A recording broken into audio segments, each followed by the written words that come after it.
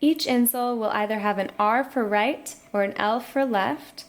You'll first peel off the protective film to reveal the adhesive, and the adhesive side goes face down in the shoe. So this insole is for the right foot. The insole works great for high heels. It's going to relieve a lot of pressure from the forefoot area and redistribute it more evenly across the rest of the foot.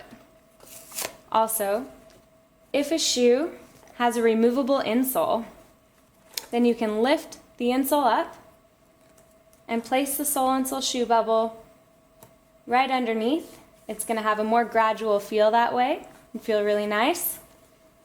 Also, the placement of the insole is right in the middle area of the shoe. It's going to go about halfway between the front and the back of the shoe. You don't want it underneath the forefoot or underneath the heel, and you want it to curve up the medial wall of the shoe. If somebody's having an aroma, then you're going to want to scoot it slightly forward in the shoe so that it gets right behind those metatarsal heads, and it somewhat suspends those bones to offload the pressure and redistribute it more evenly across the rest of the foot. Sole insole is the only insole out there that works for sandals and flip-flops. You'll see that it will extend slightly out from the side of the shoe, and that's okay. You're not going to see it when the foot's on the shoe, but it's going to feel really nice that way.